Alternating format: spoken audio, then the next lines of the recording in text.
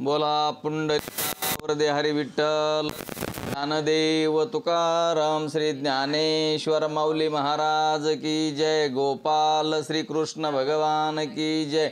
सच्चिदानंद रोहिदास भगवान की जय। सब संतन की जय। आत्मरूप गणेशु केलिया स्मरण होय सकळ विद्यांचे अधिकरण तेची वंदू चरण सद्गुरूचे ते नमस्कार आता। गुरुर् ब्रह्मा गुरुर्विष्णू गुरुर्देव महेश्वरा श्री गुरु साक्षात परब्रह्मेन तस्मेन श्री गुरुरे नमः। तर आजचा आपला सहावा पाठ आहे।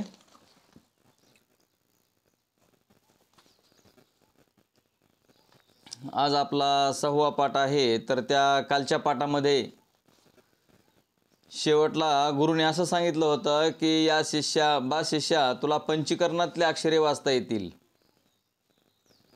त्याचा अर्थ म्हणजे शब्दार्थही तुला समजेल, पण सद्गुरूच्या उपदेशा वाचून शब्दाचे खरे मर्म किंवा रहस्य तुला कधीही समजणार नाही। अर्थात आत्म्याविषयी बोधही निसंशय होणार नाही। यावर तुम्हाला एक दृष्टांत सांगतो म्हणले। ध्यानात घ्यायचं की दृष्टांत कशासाठी असतो आणि सिद्धांत कशासाठी असतो। पंचीकरणामध्ये दृष्टांत आणि सिद्धांत सांगितलेले आहेत। मग आपल्याला नेमकं दृष्टांत सांगितला कशासाठी आणि त्याचा सिद्धांत काय आहे हे आपण ध्यानात घ्यायचं आहे आपल्याला। तर त्यांनी मंदिराच्या घुमटाचा दृष्टांत सांगितलेला आहे।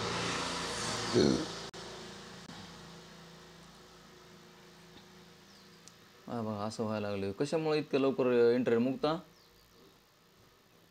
इतक्या लवकर इंटरनेट कसं काय संपत आहे, असं व्हायला लागले काय। आता आपण वापरलं पण नाही इंटरनेट, कसं काय संपत आहे। जय हरी ताई, जय हरी जय हरी। आवाज येतोय का? आवाज येतो का? हां ते आता तर त्याच्यात इंटरनेटचं कनेक्शन नाही म्हणत होतं आहे ना। तर मंदिराच्या घुमटाचा दृष्टांत सांगितलेला आहे। तर मंदिराच्या घुमटाचा दृष्टांत सांगितला कशासाठी आणि त्याचा सिद्धांत काय असतो ते ध्यानात घ्यायचं। शिष्यानं प्रश्न विचारला होता, काय प्रश्न विचारला होता शिष्यानं की पंचीकरण हे मराठीमध्ये असलं तर मग आम्हाला गुरुकडं जायची काय गरज आहे, गुरुकडूनच काय शिकावं, आम्हाला वाचायला येतं आहे किंवा आम्हाला ते कळतं आहे। मग गुरु म्हणले बाबा ते तसं आहे, मराठीतलं वाचता येत असते पण त्याच्यामधला जे खरा अर्थ असतो ते आपल्याला कळत नाही, त्याच्यामुळं आपण काय करावं लागतं, गुरुकडून शिकावं लागतं। त्यासाठी त्यांनी एक दृष्टांत सांगितला आहे मंदिराच्या घुमटाचा। तर मंदिराच्या घुमटाच्या दृष्टांतामध्ये एक म्हणले एक व्यक्ती, एक श्रीमंत व्यक्ती होती आणि ती श्रीमंत व्यक्ती त्याच्या मनामध्ये असा एक विचार आला, त्यांनी एक व्यापार चालू केला आणि त्या व्यापारामध्ये त्यांनी पुष्कळ असं म्हणजे धन कमवलं आणि ते धन कमावल्याच्या नंतर त्याला असं वाटलं की आपण काय करावं तर हे धन आपल्याला पुढं कधीतरी उपयोगाला येईन। याच्यासाठी त्यांनी एक 15 लाखाच्या मोहरा, सोन्याच्या मोहरा त्यांनी काय करावं तर आपण कुठंतरी ठेवावा होता। मग त्यांनी काय केलं की ते असं वहीमध्ये लिहून ठेवलं की आपण एक 15 लाखाच्या मोहरा आपण 15 लाखाच्या मोहरा त्यांनी मंदिराच्या घुमटामध्ये ठेवल्या आणि तशी वहीमध्ये नोंद पण करून ठेवली की आपण चैत्र महिन्यामध्ये, तर तो कोणता बघा संवत काय होतं 1725 उत्तरायणामध्ये चैत्र महिन्यात शुक्ल पक्षातल्या अष्टमी तिथीस दिवसा 2 प्रहरी 12 वाजता सिद्धेश्वराच्या मंदिरामध्ये घुमटामध्ये 15 लाखाच्या मोहरा त्यामध्ये ठेवलेल्या आहेत असं त्यांनी त्यांच्या वहीमध्ये नोंद करून ठेवली आणि ज्या वेळेस गरज पडेल त्यावेळेस ते आपण काढून घेऊन त्याचा उपयोग करता येईल अशा या दृष्टीने त्यांनी ते 15 लाखाच्या सोन्याच्या मोहरा मंदिराच्या घुमटामध्ये ठेवत असं वहीमध्ये नोंद करून ठेवली। आणि योगायोगानं तो काही दिवसानं यात्रेला गेला आणि यात्रेला गेल्याच्या नंतर तिकडेच काही आपत्ती येऊन तो मुलाबाळासहित यात्रेला गेला होता, परंतु तिकडेच आपत्ती आली आणि या संकटामध्ये तो तिकडे मरण पावला। आता तिकडे मरण पावल्याच्या नंतर मग त्याला ते मुलगा, त्याची पत्नी ते परत माघारी आले आणि मग काही दिवसांनी त्यांनी व्यापार चालू केला त्या मुलानं पण जेवढे होते तेवढे पैसे त्याच्या मुलाने ते व्यापारामध्ये खर्च केले आणि त्याला सुद्धा तोटा होत गेला आणि मग त्याची परिस्थिती अशी बिकट बनली की तो काही करू शकला नाही। त्यांनी पुन्हा कर्ज घेऊन असा धंदा चालू केला पण त्याला यश आलं नाही। आणि मग त्याला असं वाटलं की आपले वडील तर खूप म्हणजे श्रीमंत होते. आपल्या वडिलांनी जर काही कुणाकडं काही देणं घेणं असेल किंवा कुठं काही ठेवलं असेल तर आपल्या वहीमध्ये जर नोंद असेल तर ते आपण पाहू म्हणून त्यानं त्या वह्या पाहू लागला. आणि त्या वह्यामध्ये नोंद पाहिली तर त्या वह्यामध्ये नोंद पाहून त्याला असं दिसलं की 15 लाखाच्या मोहरा मंदिराच्या घुमटामध्ये ठेवलेल्या आहेत. मग त्याला असं वाटलं की आपण काय करू की ह्या 15 लाखाच्या मोहरा आपण काय करू तर काढून घेऊ, म्हणजे आपल्याला उपयोगाला येतील. मग आता तुम्ही सांगा, मंदिराच्या घुमटामध्ये 15 लाखाच्या मोहरा चैत्र महिन्यामध्ये उत्तरायणामध्ये 12 वाजता अशा ठेवलेले आहेत, असं लिहून ठेवलेलं आहे वहीमध्ये. आणि त्याचे वडील तर काही खोटं बोलत नव्हते किंवा खोटं लिहिलेलं नव्हतं. मग त्यानं असणारं काय केलं की बऱ्याचशा मित्रांना विचारलं, म्हणे असं असं आहे म्हणे, माझ्या वडिलांनी म्हणे मंदिराच्या घुमटामध्ये सोन्याच्या मोहरा ठेवलेल्या आहेत, तर मग असणारं ते मी काय करू. तर त्यांनी सांगितलं, म्हणले काय नाही, ते घुमट पाडा आणि बघ म्हणले त्याच्यामध्ये. मग ते गेला आणि त्यांनी ते घुमट पाडलं आणि त्या घुमटामध्ये बघितलं तर त्याच्यामध्ये सोन्याच्या मोहरा नव्हत्या. मग असणारं त्यांच्या घराण्यामधलाच एक जुना मनुष्य त्यांना जाऊन विचारलं की बाबा असं असं आमच्या वडिलांना लिहिलेलं होतं, माझे वडील तर खरे वागत होते, खरे राहत होते आणि सत्य बोलत होते, किंवा असणारं लिहून ठेवलेलं त्यांचं खोटं कसं असन. तर मग सोन्याच्या मोहरा घुमटामध्ये जर ठेवलेले आहेत तर मला कशा सापडले नाहीत. मी तिथं घुमट पाडून टाकलं आणि त्यातमध्ये सर्व बघितलं, पण त्या घुमटामध्ये 15 लाखाच्या मोहरा सोन्याच्या ठेवल्या असं लिहिलेलं असताना मला सापडल्या नाहीत. त्यांनी सांगितलं, बाबा ते चूक केलीस म्हणले, तो मंदिर पाडलंस ते, तर तू काय कर म्हणले, ते परत मंदिर बांध आणि मग म्हणले पुन्हा पुढच्या वर्षीचा चैत्र महिना आल्यावर मला दुपारी 12 वाजता बोलवायला ये म्हणले, मी तुला सोन्याच्या मोहरा काढून देतो. ते म्हणे आता काय करावं, मंदिर बी पाडलं आणि ते मंदिरसुद्धा बांधायला आता माझ्याकडं पैसे नाहीत. ते म्हणे माझ्याकडून जा 4-5 हजार रुपये घेऊन तेवढं ते मंदिर आहे ते बांध, म्हणजे घुमट आहे तेवढं बांध म्हणले. आणि त्यांना ते घुमट बांधायला पैसे दिले. आणि मग असणारं ते परत पुढच्या वर्षीची वेळ आली, चैत्र महिना, उत्तरायण, दुपारचे 12 वाजले आणि त्या टायमाला त्या बाबांना ते घेऊन गेले. तर बघा त्यांनी काय केलं, तर ते घुमट जिथं म्हणजे घुमट जे बांधलेलं आहे 12 वाजता, तर त्या घुमटामध्ये ठेवलेले आहेत. म्हणजे घुमट असणारं कुठे समजा कळस असतो, ते घुमट म्हणजे त्या घुमटाची सावली जिथं पडते, आता त्याची सावली कुठं असेल, त्याच्या खालीच असेल का नाही 12 वाजता म्हणल्यावर.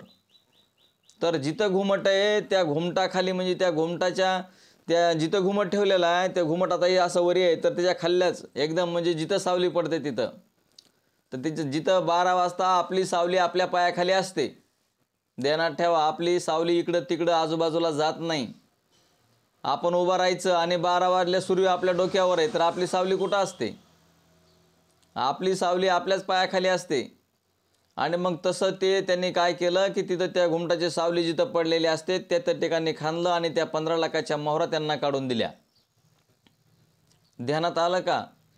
मराठीतच लिहिलेलं होतं, सगळ्यांना वाचता येत होतं. त्याच्या अनेक मित्रांना त्यांनी विचारलं की असं असं आहे म्हणून, पण ते सगळ्यांना कळलं नाही.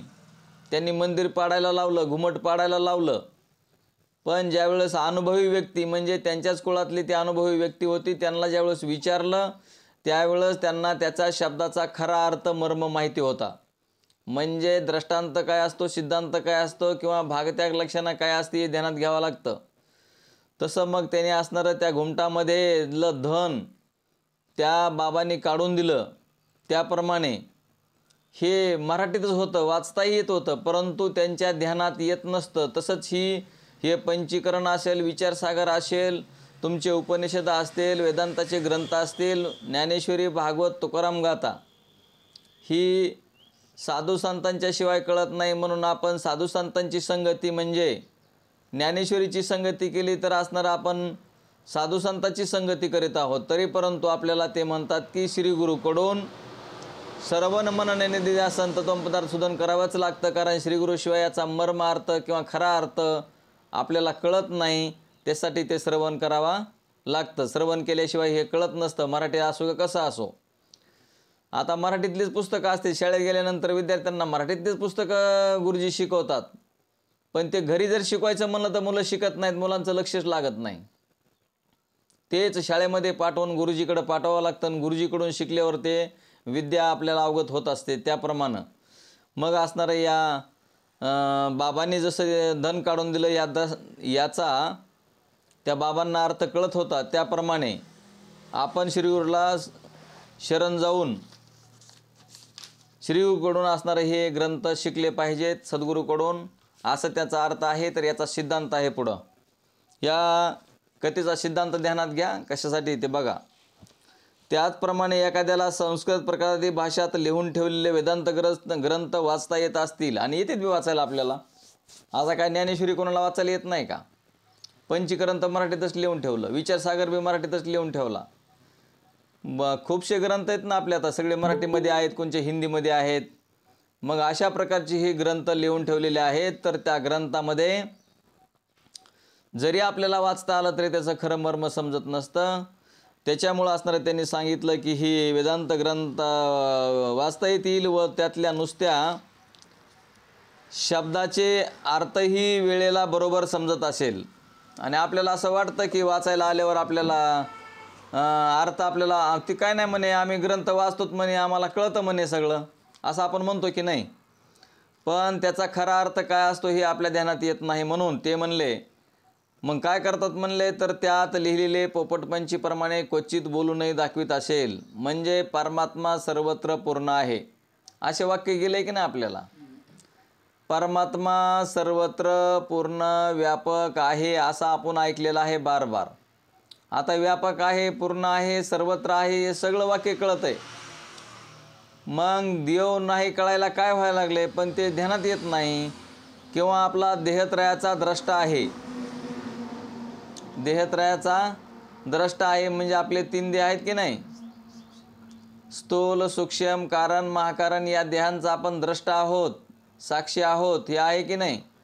तर त्याच तसेच म्हणले अवस्थायांचा साक्षी आहे. अवस्था कोणत्या? जागृती, स्वप्न, सुसुप्ती, तुरिया, उन्मनी वगैरे ह्या अवस्था आहेत. तर यांचा आपण काय आहोत? साक्षी आहोत, पंचकोशातीत आहोत, असं लिहिलेलं असतं ग्रंथामध्ये. पंचकोशातीत आहोत, ते आपले आनंदमय, मनोमय, विज्ञानमय ही जी कोश आहेत का नाही, ते पंचकोशातीत सच्चिदानंद रूप आहे, असं आपल्याला ऐकायला भेटलेलं असतं. इत्यादी ठरीव बोल पोपटाप्रमाणे जेव्हा तेव्हा बोलून दाखवित असेल.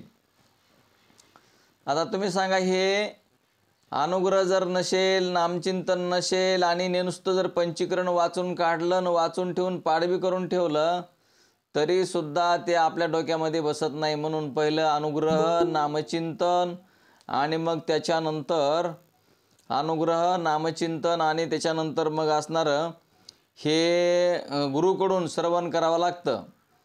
तर म्हणून म्हणले ह्या पंचकोशातीत सच्चिदानंद रूपा इत्यादी ठरीव बोल पोपटाप्रमाणे जेव्हा तेव्हा बोलून दाखवित असेल, त्यांचे बोल वास्तविक पाहता खरे आहेत. देहरूप घुमटामध्ये, आता तिकडचं घुमट कोणचं होतं? मंदिराचं घुमट होतं, महादेवाचं मंदिर. पण इकडचं जे घुमट आहे ते आपला हा देहरूपी मंदिर ध्यानात घ्या. आणि देहरूपी मंदिरामध्ये आत्मबोध रूपी धन आहे. देहरूप घुमटामध्ये सच्चिदानंद आत्मस्वरूप द्रव्य आहे व त्याची नोंद बघा, हे ध्यानात घ्या, महत्त्वाचं पॉईंट आहे. देहरूप घुमटामध्ये सच्चिदानंद आत्मस्वरूप द्रव्य आहे, त्याची नोंद श्रुती समर्तीतल्या वहीत करून ठेवलेली आहे. श्रुती समर्ती म्हणजे हेच तुमचे वेदांताचे ग्रंथ, भगवद्गीता, ज्ञानेश्वरी, तुकाराम गाथा, पंचीकरण, विचारसागर, अमृतानुभव याच्यामध्ये लिहून ठेवलेला आहे. यालाच श्रुती समृती असं म्हणतात. त्यांच्या वहीमध्ये नोंद करून ठेवले. असे जरी सर्व खरे आहे तरी पण ब्रह्मनिष्ठ सद्गुरूच्या द्वारे शास्त्राचे रहस्य समजून घेतल्याशिवाय, ब्रह्मनिष्ठ सद्गुरूच्या द्वारे शास्त्राचे रहस्य समजावून घेतल्याशिवाय आत्मस्वरूप धनाची प्राप्ती कदापि होणार नाही. ध्यानात घ्या, हे पॉईंट महत्त्वाचा आहे. ब्रह्मनिष्ठ सद्गुरूच्या द्वारे शास्त्राचे रहस्य समजावून घेतल्याशिवाय आत्मस्वरूप धनाची प्राप्ती कदापि होणार नाही. कुठलीही गोष्ट जर आपल्याला प्राप्त करायची असेल तर आपल्याला शरण जावं लागत असतं. आपण जर असणार त्या गोष्टीसाठी जर आपण शरण नाही गेलो, नम्र झाला भूता तेने कोंडिले अनंता, पण आपण नम्र होत नाही, तर मग आपल्याला त्याची प्राप्ती होणार नाही. असं सर्व ग्रंथ शास्त्रकार आपल्याला सांगून ठेवतात. मग ब्रह्मदेवाचे पुत्र नारद मुनी ऋग्वेदादी 4 वेद पुराणे इतिहास इत्यादी सर्व विद्यात पारंगत होते. मग आता बघा, हे ब्रह्मदेवाचे मानसपुत्र म्हणजे मानलेला पुत्र आहे नारद मुनी. नारद मुनींकडं 14 विद्या, 64 कला, 6 शास्त्र, 18 पुराण हे सर्व ज्ञान होतं त्यांना. हे ध्यानात घ्या. फक्त त्यांना आत्मज्ञान नव्हतं आणि त्याच्यामुळं मग त्यांना आनंद प्राप्त होत नव्हता. म्हणून त्यांनी काय केलं म्हणलं बघा, ब्रह्मदेवाचे पुत्र नारद मुनी ऋग्वेदादी 4 वेद पुराणे शास्त्र इत्यादी सर्व कला त्यांना अवगत होत्या, पण आपल्याला आत्मज्ञान झालेलं नाही असे पाहून त्यांना अत्यंत वाईट वाटले. पण आत्मज्ञान ही गोष्ट अत्यंत दुर्लभ आहे. आत्मज्ञान जर आपल्याला कळालं नाही आणि बाकीचं सगळं जरी आलं तरी काही उपयोग होत नाही. म्हणून आपल्याला आत्मज्ञानाची आवश्यकता आहे. त्यामुळे ते सनतकुमार सद्गुरू शरण गेले. नारद मुनींचे गुरु आहेत सनतकुमार. नारद मुनींचे गुरु सनतकुमार आहेत. मग नारद मुनी सनतकुमाराला शरण गेलेले आहेत आणि मग त्यांना शरण जाऊन त्यांच्या उपदेशाने निरतिशय सुखस्वरूप पूर्ण अशा आत्म्याचे अपरोक्ष ज्ञान प्रत्यक्ष करून घेऊन विगत शोक म्हणजे त्यांचा शोक दुःख नाहीसं झालं. हे कसं असतं, 6 शास्त्र 18 पुराण हे जरी पाठांतर असले, पंडितपणा जरी केला किंवा लोकांना जरी बोलून दाखवलं आणि आपल्याला जर आत्मज्ञान नसेल तर आपल्याला आनंद प्राप्त होणार नाही. त्याच्यासाठी आपण सुखरूप आहोत, आनंदरूप आहोत हे नारद मुनींना जर कळालं नव्हतं म्हणल्यानंतर मग आपल्याला कसं कळणार. म्हणून हे ध्यानात घ्यायचं. तर नारद मुनींनी सुद्धा सनतकुमारांना शरण जाऊन त्यांच्याकडून विद्या अवगत करून घेतली. त्यावेळेस त्यांच्या शोकांचा दुःखांचा नाश झाला. तर मग असं छांदोग्य उपनिषदामध्ये विस्तारानं सांगितलेलं आहे. काय सांगितलेलं आहे, ब्रह्मनिष्ठ सद्गुरूच्या उपदेशा वाचून केवळ आपल्या बुद्धीने, सद्गुरूच्या उपदेशा वाचून केवळ आपल्या बुद्धीने विचारणे आत्म्याचा साक्षात अपरोक्ष होऊ शकत नाही. काय म्हणले त्यांनी बघा, ब्रह्मनिष्ठ गुरुला शरण गेल्याशिवाय, त्यांच्या उपदेशाशिवाय. आता गुरुला नाही शरण गेल्यावरती उपदेश करीत असतात का? नाही. गुरुकडं जर नाही गेलं, गुरुला जर शरण, व्यवहारातली गोष्ट आहे. व्यवहारात जर माणूस नाही शरण गेला आणि त्यानं समोर जाऊन जर ताईटपणानं जर वागू लागला तर त्याचं काम होतंय का कुठंतरी जगामध्ये? आणि मग जर जगामध्ये जर असणारं साधं, ते बी आपल्याला पैसेसुद्धा द्यायचे असू द्या, आपण एखाद्या दुकानात जाऊ द्या आणि त्याला दरडावून बोलायचं तर ती वस्तूसुद्धा आपल्याला देत नाही. ते असून सुद्धा आपण जर असणारं प्रेमानं, आम्हाला ही वस्तू पाहिजे आहे, आम्हाला ती देता का तेवढी, असं जर म्हणलं तर आपल्याला ती देतील. आणि आपण जर जाऊन तिथं जर समजा त्यांच्यापुढं ताटपणा केल्यावर आपल्याला ती वस्तू मिळेल का? मग तसं गुरुकडं जाऊन नम्रपणानं जर विचारलं, विद्या जर अवगत केली तर ती विद्या प्राप्त होत असते.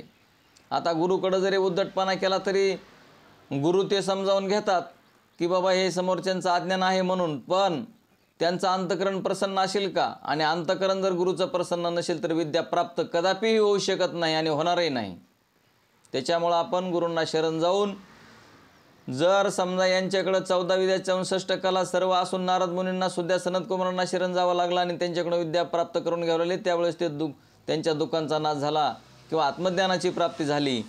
त्याप्रमाणे मग म्हणले त्यांनी, ब्रह्मनिष्ठ सद्गुरूंच्या उपदेशा वाचून केवळ आपल्या बुद्धीने व विचाराने आत्म्याचा साक्षात अपरोक्ष शोध होऊ शकत नाही. यासाठी तशा सद्गुरूला शरण जाऊन त्यांनी केलेला ब्रह्मज्ञानाचा उपदेश मुमुक्षूने आपले मन निश्चल करून सदा सर्वदा हृदयात धरावा असे जे पूर्वी सांगितलेले आहे त्याचे निरूपण पुढे केलेलं आहे.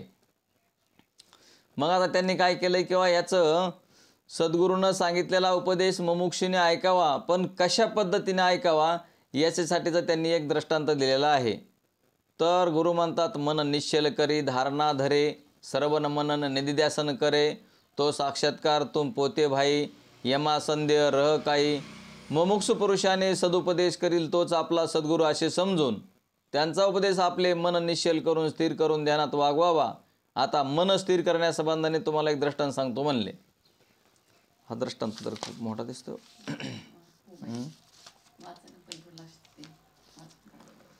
तर गुरुचा उपदेश एकाग्र चित्ताने ध्यानात धरण्यासंबंधाने 4 दृष्टांत. आता हे 4 दृष्टांत म्हणजे आता एवढाच पॉईंट ध्यानात घ्यायचा.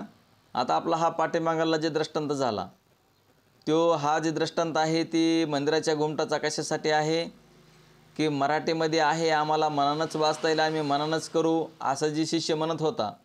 तर त्यांचं गुरुने समजावून सांगितलेलं आहे की बाबा गुरुला शरण जावं लागतं, गुरुला शरण गेल्यावर हे कळत नाही, आत्मविद्या प्राप्त होत नाही.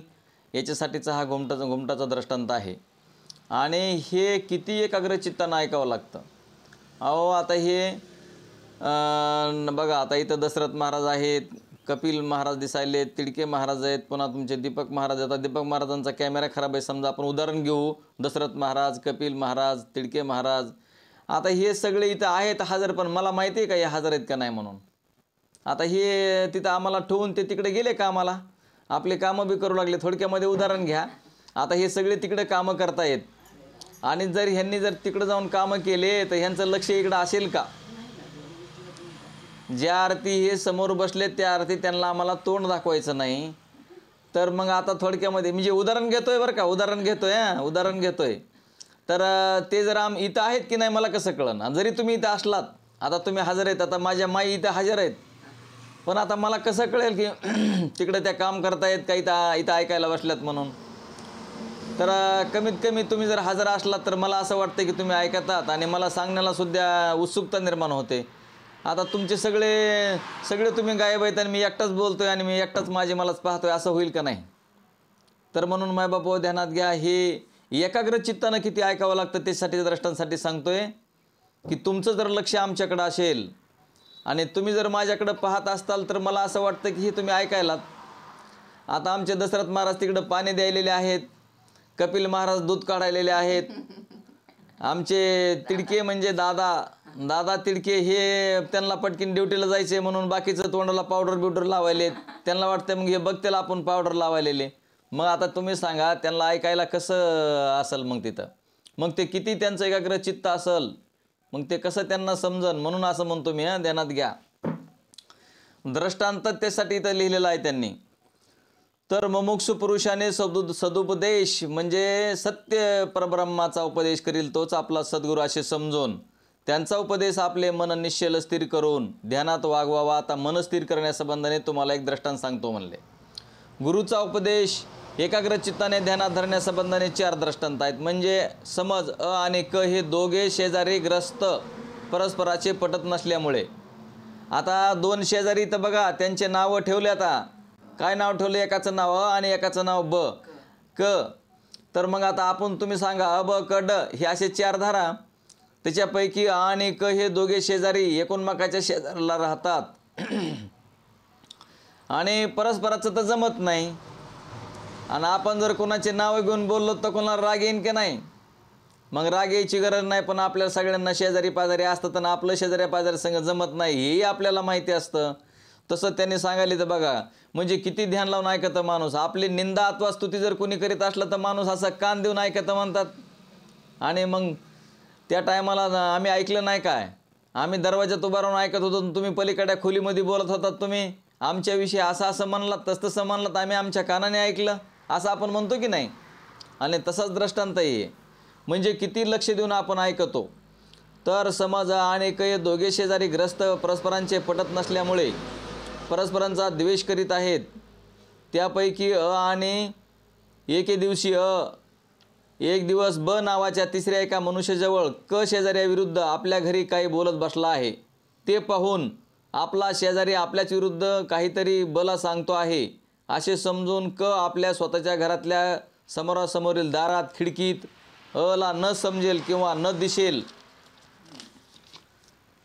अशा रीतीने अगदी गुपचूप बसून एकाग्र चित्ताने तो काय बोलतो आहे ते ऐकत आहे. आता तुम्ही सांगा, एखादा माणूस आपली निंदा एखाद्या दुसऱ्या शेजाऱ्यापाशी करतोय म्हणल्यावर आपल्याला कळायलं ते, तर आपण किती एकाग्र चित्तानं ऐकतो. कारण ते शब्द आपल्या कानी पडले पाहिजेत का नाही? उद्या जर म्हणला मी तसं म्हणलो नाही तर मग आपण म्हणतो मी स्वतः माझ्या कानाने ऐकलं, माझ्याबद्दल अशी निंदा केलेली. मग आता यांना सांगायचं आहे काय? तर यांना काही इथं घरातले दारातले भांडणं किंवा हे सांगायचं नाही. साधू संताला एवढं सांगायचं आहे की एकोणमाकाची निंदास्तुती असली तर किती आपण एकाग्र चित्तानं ऐकतो. आणि त्याचप्रमाणे तुम्ही ग्रंथ ऐकले पाहिजेत याच्यासाठी ते सांगायलेच बघा. ध्यानात घ्या. तर म्हणले अगदी गुपचूप बसून एकाग्र चित्ताने तो काय बोलतोय ते ऐकत आहे. मग त्यावेळी थंडीचे दिवस होते. थंडीचा म्हणजे सकाळचा टाईम आणि दुपारचा म्हणजे उन्हाचा टाईम असा घेऊ आपण. मग थंडी असली तरी थंडीमध्ये असणारा कुडकुडत का होईना पण ऐकत राहतो. ऊन असलं तरी उन्हात उभा राहून तो ऐकत राहतो. असह्य त्रास झाला तरी तो निमूटपणे सहन करतो. त्यास तहानभुकेची त्यास विस्मरण होते. अशा रीतीने सर्व गोष्टी एकाग्र मनाने ऐकून त्यातला शब्द न शब्द ध्यानात धरून प्रसंग पडेल त्यावेळी ते शब्द बोलून दाखवितो. आपण नाहीत का आपले भांडणं वगैरे काय असले म्हणजे मग त्या टायमाला तुम्ही असे म्हणले तसे म्हणले, शेजाऱ्यापाशी असे म्हणले, आम्हाला का माहीत नाही का, मी स्वतः ऐकलं, असं आपण बोलून दाखवतो की नाही. तर त्याचप्रमाणे मग ते कसं ऐकलं म्हणतात ते किती एकाग्र चित्तानं ऐकलं, किती शांत रीतीने ऐकलं. मग तसं हे साधू संतांच्या ग्रंथाकडे गेल्यावर ते ग्रंथसुद्धा इतके शांत रीतीने आपण ऐकावे लागतात. म्हणजे त्यांचे जसे त्या गोष्टीत मन एकाग्र होते त्याप्रमाणे सद्गुरूच्या सदुपदेशाच्या ठिकाणी ग्रंथ चालू असताना तेवढं काय अर्धा घंटा 1 घंटा असेल तेवढ्या वेळेपुरतं त्या ठिकाणी मुमुक्षूने आपले मन एकाग्र केले पाहिजे. आणि शीत उष्ण शुद्धा त्रशा मान अपमान इत्यादी सहन करून त्या उपदेशापासून आपले मन कदापि ढळू देता कामा नये. आता सांगा बघा काय म्हणतात ती, जेवढे वेळेपुरतं तुम्ही श्रवण करायला बसलेला आहात तेवढ्या वेळेमध्ये थंड लागायले, गरम लागायले, त्रास व्हायला, त्याचा त्रास सहन करून, भूक लागली, तहान लागली ते सुद्धा बाजूला ठेवून, का मान झाला का अपमान झाला हे बाजूला ठेवून इत्यादी सहन करून त्या उपदेशापासून आपले मन कदापि ढळू देता कामा नये. म्हणून हे ध्यानात घेतलं पाहिजे की किती एकाग्र चित्ताने हे श्रवण करावं लागतं. आपणास पुष्कळ धन मिळावे हेतूने नाना प्रकारच्या उलाढाली करण्यात गुंग असलेल्या एखाद्याच्या धनीचीवला कोणी म्हणावे की बगरे बुवा तुला रात्री खात्रीने धन मिळवण्याचा मी एक उपाय सांगतो, तो सर्व एकाग्र मनाने ऐकून ध्यानात धरून त्याप्रमाणे केलेस तर तुला पुष्कळ धन मिळेल. आता अशा जरी गोष्टी आपल्याला कोणी सांगितल्या तर आपण एकदम एक चित्त देऊन ऐकतो. ते ऐकल्याबरोबर आपल्या सर्व खटपटी बाजूला ठेवून तो धनेच्छिव ते धन प्राप्त करून घेण्याची गोष्ट जशी एकाग्र मनाने ध्यानात धरून सांगितल्यावर हुकूम करतो किंवा आपल्या स्वर्ग मिळावा अशी इच्छा करणारा पुरुष स्वर्गप्राप्तीचा उपाय कोणी सांगितल्यास तो जसा एकाग्र मनाने हृदयात धरून करतो. आपल्याला जर समजा व्यवहारामध्ये जर काही कमाई होणार आहे असं जर कोणी सांगितलं तर आपण किती प्रयत्न करतो की असं आपण हे करू ते करू, खर्च करू, मग आपलं उत्पन्न होईल वगैरे आपण करतो की नाही. त्याप्रमाणे मग असे जर आपल्याला कोणी उपाय सांगितले तर आपण त्यासाठी खटपट करतो व्यावहारिक. तर मग म्हणले आपल्याला स्वर्ग मिळावा अशी इच्छा करणारा पुरुष स्वर्गप्राप्तीचा उपाय कोणी सांगितला तो जसा एकाग्र मनाने हृदयात धारण करून धरतो. किंवा आपला जय व्हावा अशी इच्छिणारा मनुष्य जय मिळविण्याविषयीचा उपाय कोणी सांगितल्यास तो उपाय एकाग्र अंतकरणाने ध्यानात धरतो. त्याप्रमाणे मुमुक्षून जिज्ञासून काय करायला पाहिजे म्हणतात तर मुमुक्षू पुरुषाने सच्चिदानंद आत्म्याचा बोध करून घेण्यासाठी ब्रह्मनिष्ठ सद्गुरूच्या उपदेश रूप वचनांचे धारण एकाग्र म्हणजे मन एकाग्र करून धारण करावे आणि त्यांचे वेदांतशास्त्राचे त्यांच्या सद्गुरूच्या द्वाराने श्रवण मनन निध्यासन करावे. कसे म्हणून विचारशील तर सांगतो म्हणले. म्हणजे किती एकाग्र चित्त करून आपण हे श्रवण केलं पाहिजे. अरण्यात कोणी गाणे वाजविणे जाणारा मनुष्य सुस्वर वाद्य वाजवून गात असतात तेथे हरणे येऊन जसे एकाग्र चित्त करून त्यांचे रागदारीचे आलाप ऐकतात. तर आता तुम्हाला माहिती आहे का नाही मला माहीत नाही. हरण पकडणारे मनुष्य म्हणले जंगलामध्ये जाऊन ते हरणाला ते सुस्वर गायन करतात की ते हरण ते ऐकायला जर आले किंवा जिथं असतील तिथं जर ऐकत असले तर ते डोळे मिटून ऐकल्याशिवाय राहत नाही. इतकं म्हणजे एकाग्र चित्तानं ते ऐकतात हरणं. म्हणजे हरणांना ते ध्यानात येत नाही की आपल्याला हे पकडण्यासाठी कोणी आले म्हणून. म्हणजे हरिण कोणत्या विषयामध्ये गेला, शब्द विषयामध्ये हरिण गेला आहे की नाही. मग हरिण जसं म्हणलं एकाग्र चित्तानं ऐकतं त्याप्रमाणे आपण एकाग्र चित्त धरून असणारे ऐकलं पाहिजे. त्याचप्रमाणे आपले चित्त एकाग्र करून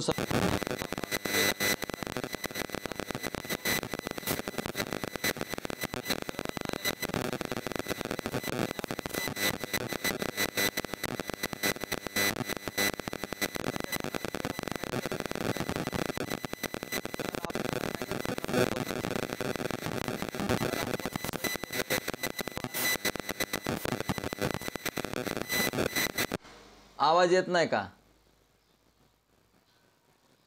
आवाज येत नाही? येतो का? बरं. तर गाय जशी बाहेरून चरून आल्यानंतर आनंदाने बसून रवंत करून तृप्ती पावते, त्याप्रमाणे ज्या वेदांत वाक्यांचे श्रवण केले असेल त्याची मनात पुन्हा पुन्हा आठवण करून एकांतात त्यांचे अधिकाधिक मनन केल्याने दृढ बोधरूप तृप्ती होते.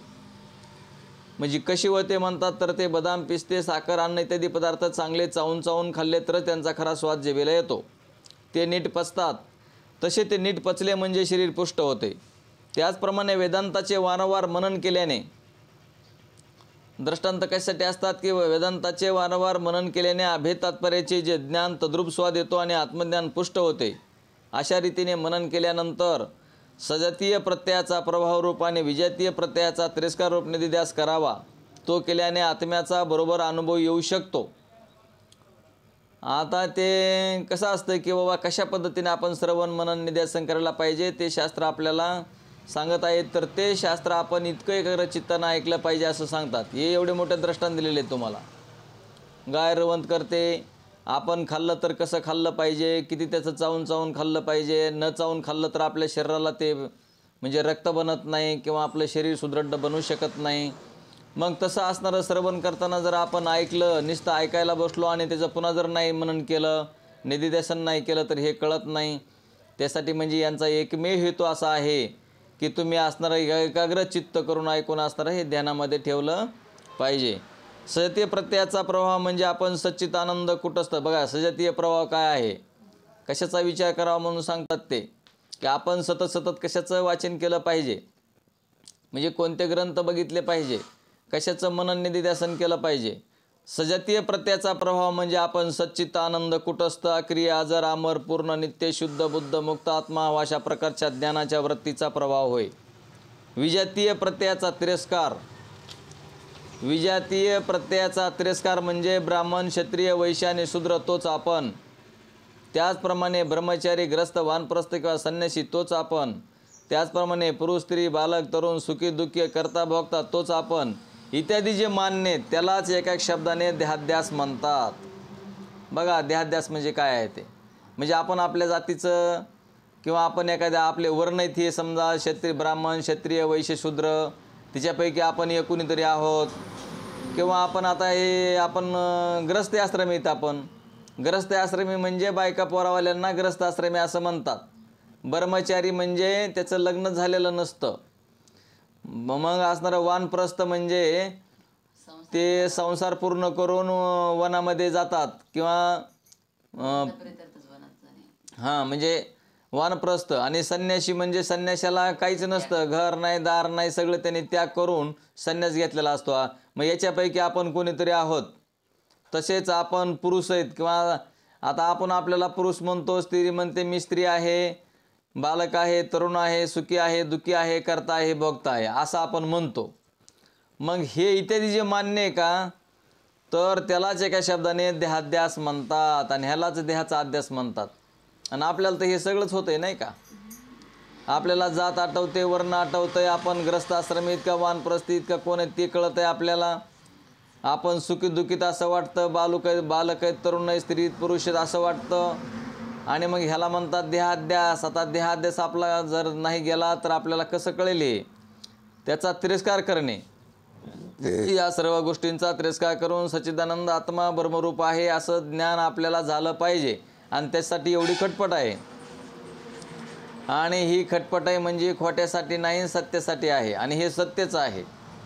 त्याच्या ठिकाणी वरील प्रत्येक आपण नाही असे जे मानणे त्याचेच नाव विजातीय प्रत्ययाचा तिरस्कार करणे होय. बघा याच्यापैकी आपण कोणीच नाहीत. आपण कोण्या वर्णाचे नाहीत, जातीचे नाहीत, आपण स्त्री नाहीत, आपण पुरुष नाहीत, बालक नाहीत, आपण कोणी नसून मग तुम्ही म्हणता कोण आहेत आपण, तर आपण द्रष्टा, साक्षी, कुटस्थ, आत्मा, ब्रह्मरूप आहोत असं ध्यानात घ्या. आपण ह्या वरल्यापैकी हे ब्राह्मण, क्षत्रिय, वैश्य, शूद्र, वानप्रस्थ, ब्रह्मचारी, संन्यासी, गृहस्थी, पुरुष, स्त्री, बालक, तरुण, सुखी दुःखी, करता भोगता याच्यातला आपण कोणीच नाहीत हे ध्यानात घ्या. आपण कोण आहेत तर आपण द्रष्टा, साक्षी, कुटस्थ, चैतन्य, आत्मा, परब्रह्म स्वरूप व्यापक रूपानं आहोत हे आपण आहेत. पण त्याचा आपल्या कधीच आपण ध्यानात घेत नाहीत. आणि म्हणून ते ध्यानात घेऊन आपण विजातीय प्रत्ययांचा तिरस्कार करून अशा रीतीने माझ्या लाडक्या सर्व मनन निधिध्यासन करशील तर आपण स्वतः आत्मा निर्विकार शुद्ध ब्रह्मरूप आहो असा तुम्हाला साक्षात्कार होईल व त्या संबंधाने तिळभरही तुम्हाला संदेह राहणार नाही असं गुरु वर्णन करतात. गुरु शिष्याला सांगतात. गुरु म्हणतात माझ्या लाडक्या बाबा ध्यानात ठेव. आई वडील आपल्या लेकराला किती सांगतात, रडून सांगतात, मारून सांगतात, हसून सांगतात, गोड बोलून सांगतात, बाबा असं करू नको तसं करू नको, लहानपणी खूप सांगतात की नाही, तरीसुद्धा लेकरं ऐकत नाहीत आणि मग असणारे त्या चुकीनं त्यांना जे दुःख भोगावं लागतं ते पुन्हा आईवडिलांना सुद्धा दुःख होतं. तसंच मायबापा हो, माझे सच्चिदानंद सद्गुरू रोहिदास बाबांनी जे आम्हाला सांगितलं तेच माझे बाबाच माझ्यामधून तुम्हाला हे सांगतायत की तुम्ही हे विसरू नका, तुम्ही ध्यानात ठेवा, तुम्ही मुक्त आहात, तुम्हाला जन्म नाही, तुम्हाला मरण नाही, तुम्ही असणारे हे देहात्रयाचे द्रष्टा साक्षी कुटस्थ आत्मा प्रब्रह्म स्वरूप आहात, तुम्हाला जन्म नाही आणि मरण नाही. मायबापा ध्यानात ठेवा. आता हे किती कसं सांगावा, किती तळमळीनं सांगावा आणि तुमचं जन्ममरण कसं चुकल ही माझ्या बाबांना काळजी आहे म्हणून मी तुमच्या पुढे हे मांडतो आहे. तुम्ही म्हणजे मला ह्या शरीराला गुरु समजू नका. शरीर म्हणजे गुरु नसतं, शरीर म्हणजे डबडं म्हणतात ह्याला, डबडं. पण हे डबडं जे आहे का ते डबडं लागत असतं, काडीपिटीचं डबडं लागतं ते मधल्या काड्या ठेवायसाठी. तसं हे आत्मज्ञानरूपी जे धन आहे ते माझ्या बाबांनी या देहामध्ये ठेवावं, त्यांच्यामधलं काढून या देहामध्ये ठेवलेलं आहे आणि तेच तुमच्यासमोर मी ठेवत आहे. म्हणजे सर्व कृपा माझ्या सद्गुरू सच्चिदानंद रोहिदास बाबांची आहे. रोहिदास बाबांनी जे माझ्यासाठी केलं ते मी तुमच्यासाठी काहीच करू शकत नाही. माझे बाबा 4-8 दिवसाला 15 दिवसाला महिन्याला येतच होते माझ्याकडं. माझं काय तुमच्याकडे येणं होत नाही, परंतु माझ्या बाबांनी माझ्याकडे सिद्धी देऊन ठेवली. रोज तुम्ही तुमच्या घरी आहात, आपण किती 400 500 200 300 किलोमीटरवर आपण वेगवेगळ्या ठिकाणी आहोत, पण आहेत की नाही एका ठिकाणीच? हो, एकाच ठिकाणी येत आपण. रोज सकाळी आपली भेट होऊ लागलेली आहे आणि बाबांनी जे माझ्यासमोर जे कथन केलेलं आहे मी तेच तुमच्यासमोर ठेवतोय. तुम्हाला जन्म मरण नाही हे पक्क ध्यानात ठेवा. मग तुम्ही असा प्रश्न तुम्हाला का पडत नाही की आम्हाला जन्म मरण नाही, तर कसं जन्म मरण नाही हे आम्हाला तुम्ही कसं सांगा बरं. तुम्ही कसं म्हणतात की आम्हाला जन्म मरण नाही, इथून पाठीमागलचे सर्व लोक गेले की नाही, आता आपण जाणार की नाही, आणि तुम्ही कसं म्हणता जन्म मरण नाही म्हणून. तर हे तुम्ही असणारं बार बार विचारलं पाहिजे आणि तेच आपल्याला कळावं म्हणून हे पंचीकरण आहे. म्हणून म्हणले मग असणारे आपण स्वतः आत्मा निर्विकार शुद्ध ब्रह्मरूप आहो असा तुम्हाला साक्षात्कार, त्या संबंधाने तिळभरही तुम्हाला संदेह राहणार नाही. पूर्वी दुसऱ्या चौपायामध्ये शिष्याने जन्ममरण निवृत्त व्हावे हेतूने जन्ममरण केम टळशे मारे असा जो प्रश्न विचारला होता त्याचे उत्तर पूर्वी सद्गुरूकडे स्वरूप जाण या चौपाई संक्षेपाने दिलेले आहे. तथापि अहममेती या अर्ध्या श्लोकाचे व्याख्यान करून बंधने निवृत्त करण्याचे उपाय सद्गुरू विस्ताराने सांगतात. किती टाइम झालाय? 6:42. बरोबर. तर श्लोकाचे व्याख्यान करून बंधने निवृत्त करण्याचे उपाय सद्गुरू विस्ताराने सांगा. गुरुबा शिष्या आपले जन्ममरण कसे टळेल म्हणजे आपले बंधन कसे नाहीसे होईल असे तू मला पूर्वी विचारले होतेस. कधी कधी प्रश्न विचारतात. आता हे कसं झालंय बघा, सगळे मायबाप तुम्हाला क्षमा करून माफी मागतो. तुम्ही सर्वज्ञ आहात, तुम्हाला सर्व कळत आहे, पण आता कसं मला तुमच्या समोर घ्यावंच वाटतंय. आता काय करू, मला सांगावंच वाटतंय. माझ्या बाबाने मला सांगितलं का ते मला सांगावं वाटतंय, पण तुम्ही सगळे तज्ज्ञ आहात, तुम्हाला सगळं कळत आहे हे, पण मला बाबांचे वाक्य पुन्हा पुन्हा बोलाविसेच वाटतात. बाबांनी जे शिकवलं ते मला पुन्हा पुन्हा उच्चार करावासा वाटतो.